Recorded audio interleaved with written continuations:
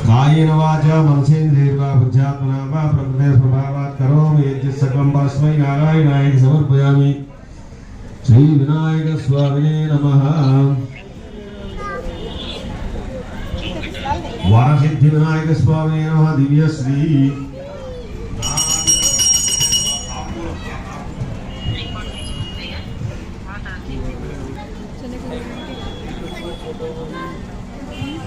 वरसिद्धि महागणाधिपतये नमः।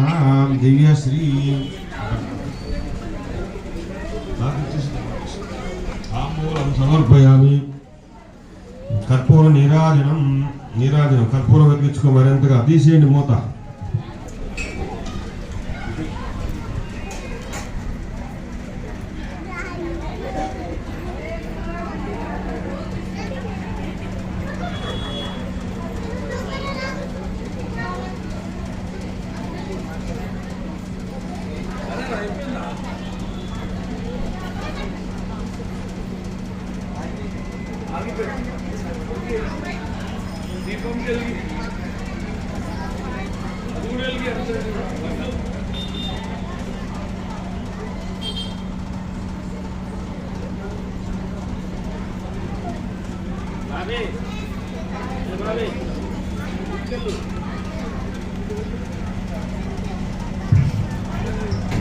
अमृतत्वाय जीवसे जातानि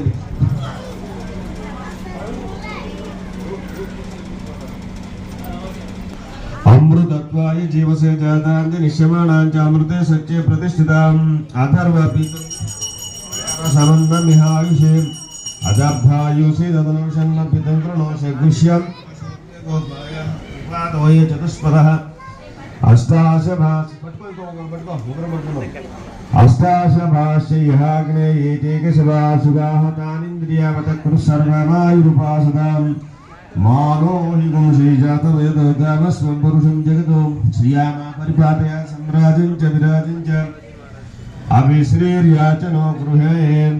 जय गणेश महाराज की गोविंदा।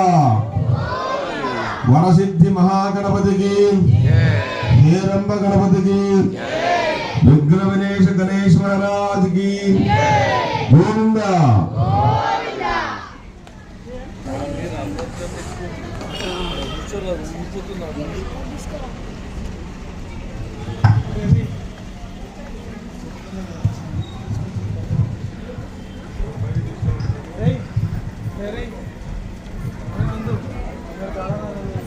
अमृतत्व ओम तद्ब्रह्म ओम तद्वायुः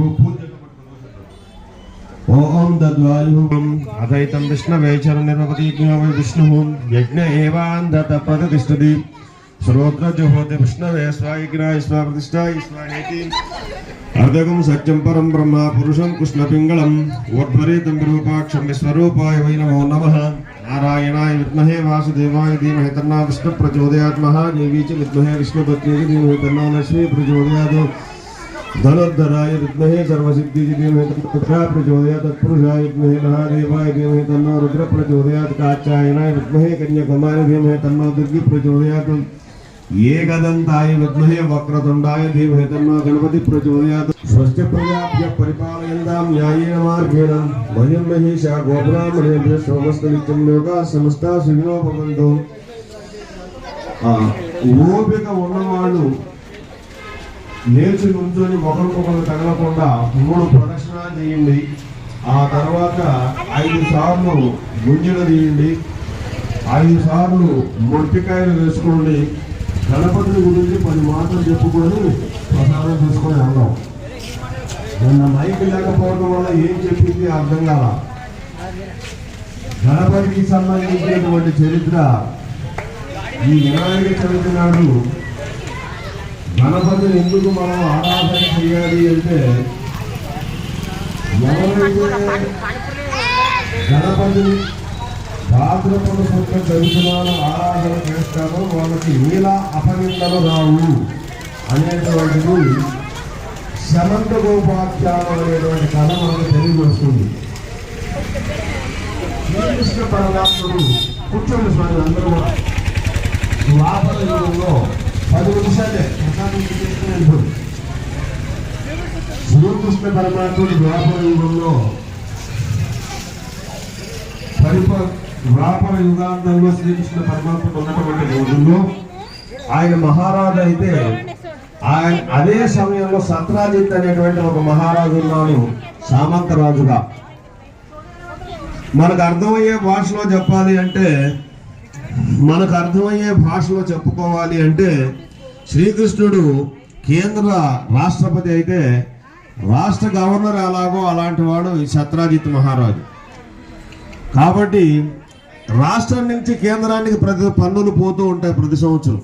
నువ్వు ప్రతి సంవత్సరం నాకు కప్పం కట్టవలసిన పని లేదయా, నువ్వు నా సామంత రాజు కాబట్టి నీ దగ్గర శమంతకమణి అనే మనుంది, అది రోజుకి 12 బారులు బంగారాన్ని ఇస్తుంది. ఆ మణిని నాకు ఇచ్చినట్లయితే నువ్వు నాకు రాష్ట్రాన్ని నుంచి ఏ విధమైన కప్పం కట్టవలసిన పని ఉండదు అని చెబుతాడు ఆయన. ఈయన నేను ఇవ్వనంటాడు సత్రాజిత్ మహారాజు. అయితే సత్రాజిత్ మహారాజుకి ఆయన తమ్ముడు ప్రసేనుడు అనే ఆయన ఉన్నాడు. ఈ శమంతకమణిని ప్రతిరోజు కూడా మెడలో ధరించి ఒకరోజు అన్నగారు ఒకరోజు తమ్ముడు గారు వేటకు వెళుతూ ఉండేవాడు. ఒకరోజు సత్రాజిత్ మహారాజు తమ్ముడు ప్రసేనుడు అనే ఆయన ఆ మణిని ధరించి వేటకు వెళ్ళాడు.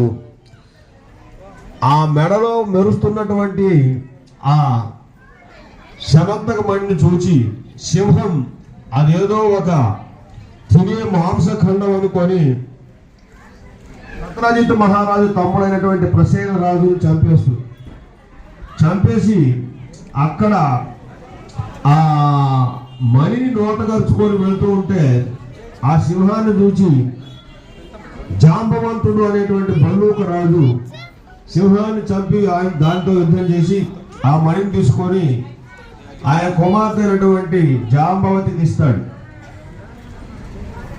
ఇక్కడ శ్రీకృష్ణ భగవానుడు మీద నీలాప నింద అనేటువంటిది వేస్తాడు సత్రాజిత్ మహారాజు. నన్ను కప్పం కట్టకుండా శమంతకమణిని అడిగాడు శ్రీకృష్ణ భగవానుడు. ఆ రాజుగారే మా తమ్ముడు చంపి ఆ శమంతకమణిని దొంగతనం చేశాడని శ్రీకృష్ణుడి మీద నీలాప నింద వేస్తాడు. ఈ నీలాప నింద కృష్ణుడికి ఎట్లా వచ్చింది అంటే వినాయక చవితి నాడు ఉదయం నుండి మన సాయంత్రం వరకు కూడా ఏదో అనివార్య కారణాల వల్ల ఒక రోజున గణపతికి పూజ చేయకుండా వినాయక చవితి నాడు రాత్రికి చేద్దామని అనుకోకుండా పాలు పిలుగుతూ పాలలో చంద్రబింబాన్ని చూస్తాడు కృష్ణుడు. అందువల్ల వినాయకుడిని పూజ చేయకుండా చంద్రుడిని చూడటం వల్ల శ్రీకృష్ణ పరమాత్మకు కూడా ఈ విధమైనటువంటి నీలాప నింద వచ్చింది. వెంటనే శ్రీకృష్ణుడు మరునాడు బయలుదేరి ఎక్కడైతే సత్రాజిత్ మహారాజు తమ్ముడు ప్రసేనుడు అనేటువంటి ఆయన అరణ్యానికి వెళ్ళాడో ఆ ప్రదేశానికి వెళ్ళి అక్కడి నుంచి కొంత దూరం నడుచుకుంటూ వెళ్ళి ఆయన చంపిన చోట చూసి తర్వాత సింహం అడుగులు బట్టి కొంత దూరం వెళ్ళిన తర్వాత సింహం పడిపోయి ఉంటే అక్కడి నుంచి ఎలుగుబంటు అడుగులను పట్టుకొని గుహలోకి వెళ్ళి ఆ గుహలో ఉన్నటువంటి ఎలుగుబంటును చూసి ఆ జాంబవంత రాజుతోటి మాట్లాడతాడు. ఏమయ్యా, ఈ శమంతకమణి సత్రాజిత్ మహారాజు కొడుకుది. సత్రాజిత్ మహారాజు తమ్ముడు ప్రసేనుడు పెట్టుకొచ్చాడు. ఇది సత్రాజిత్ మహారాజుది కాబట్టి ఈ మణి నేను కాజేశానని నా మీద దొంగతనం నెపం వేశాడు ఆయన నీలాపనింద. ఈ మణిని ఇచ్చేయమంటాడు. ఆయన ఇవ్వడు. జాంబవంతుడు శ్రీకృష్ణుడు యుద్ధం చేస్తాడు. శ్రీకృష్ణుడు జాంబవంతుడితో యుద్ధం చేసి ఆ గెలిచి ఆయన కుమార్తె అయినటువంటి జాంబవంతిని కూడా వివాహం చేసుకొని శమంతకమణిని తీసుకొని సత్రాజిత్ మహారాజు దగ్గరకు వచ్చి, ఏమయ్యా నీవు నా మీద అనవసరంగా నీలాప నింద వేశావు, నేను ఆ మణిని దొంగతనం చేయలేదు, మీ తమ్ముడు పెట్టుకొని వెళితే అతన్ని సింహం చంపింది, ఆయన దగ్గర నుంచి జాంబవంతుడు తీసుకువెళ్ళాడు, ఆయనతో యుద్ధం చేసి నీ మణిని తెచ్చిచ్చాను, అంటే నీలాప నింద వేయటం వల్ల అని ఆయనకి ఇచ్చేస్తాడు. అప్పుడు ఈ సత్రాజిత్ మహారాజు ఆనందించినటువంటి వాడై కృష్ణ పరమాత్ముడిని ఆయన అందుతో ప్రధానమైనటువంటి మంత్రి కాబట్టి, అంటే ఆయన పరిపాలించే రాజ్యంలో ఒక ఉపరాజ్యానికి రాజు సత్రాజిత్ మహారాజు కాబట్టి క్షమించమని ప్రార్థించి తాను చేసిన తప్పును మన్నించమని